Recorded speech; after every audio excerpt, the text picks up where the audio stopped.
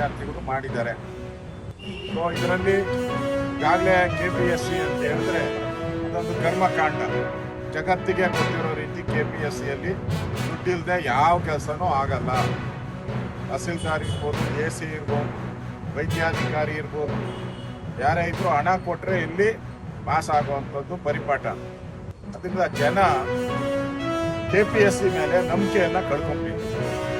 ದುಡ್ಡಿದ್ದವ್ರಿಗೆ ಮಾತ್ರ ಪೋಸ್ಟ್, ಹಣ ಇದ್ದರೆ ಇಲ್ಲಿ ಹುದ್ದೆ ಸಿಗುತ್ತೆ ಅನ್ನೋದು ಜಗಜ್ಜಾಹೀರಾತು ಹೊಟ್ಟಿದೆ, ನಂಬಿಕೆ ಕಳ್ಕೊಂಡಿದೆ. ಅದಕ್ಕೋಸ್ಕರ ನಾವು ಇವತ್ತು KPSC ಚೇರ್ಮನ್ ಅವರನ್ನು, ಸೆಕ್ರೆಟರಿ ಅವರನ್ನು ಭೇಟಿ ಮಾಡಿ ಜನ ವಿಶ್ವಾಸ ಇಡಬೇಕು. ನಮ್ಮ ಮಕ್ಕಳಿಗೆ ಇಲ್ಲಿ ಎಕ್ಸಾಮ್ ತಗೊಂಡ್ರೆ, ಎಕ್ಸಾಮ್ ಬರೆದ್ರೆ ಮೆರಿಟ್ ಮೇಲೆ ಇಲ್ಲಿ ಉದ್ಯೋಗ ಸಿಗುತ್ತೆ, ಹಣದಿಂದ ಸಿಗಲ್ಲ ಅನ್ನೋ ಒಂದು ವಿಶ್ವಾಸವನ್ನು ಮೂಡಿಸುವಂಥ ದಿಕ್ಕಿನಲ್ಲಿ ಇದನ್ನು CBI ತನಿಖೆ ಕೊಡಬೇಕು ಅನ್ನೋ ಆಗ್ರಹವನ್ನು ನಾವು 3 ಜನ ಮಾಡಿದ್ದೀರಿ.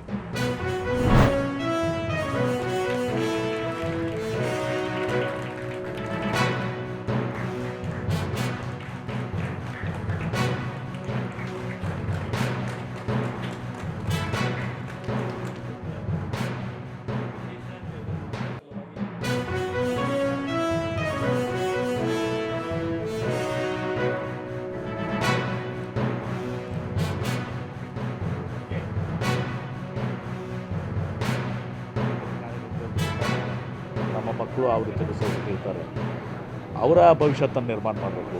ಸಾಮಾನ್ಯ ಮಕ್ಕಳ ಭವಿಷ್ಯತ್ತಂತೂ ಎಲ್ಲ ಪೋಷಕರು ಮಾಡ್ತಾರೆ.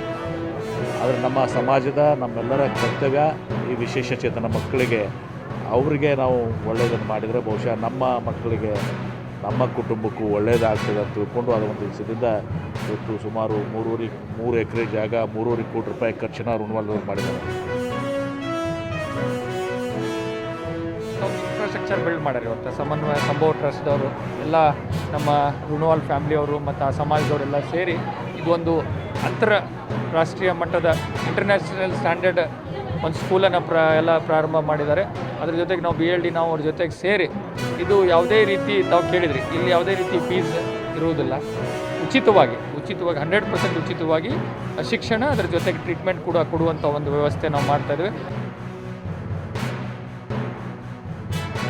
ಎಲ್ಲ ವಿಧದ ವಿದ್ಯಾರ್ಥಿಗಳು ಅದಾರ. ಆಟಿಸಮ್ ಅದಾರ, ಡೌನ್ ಸಿಂಡ್ರೋಮ್ ಅದಾರ, ADHD ಅದಾರ. ಎಲ್ಲ ಟೈಪ್ ಹುಡುಗರಿಗೆ ನಾವು ತೊಗೊಂಡು ಇದು ಇನ್ಕ್ಲೂಸಿವ್ ಸ್ಕೂಲು ಅದ.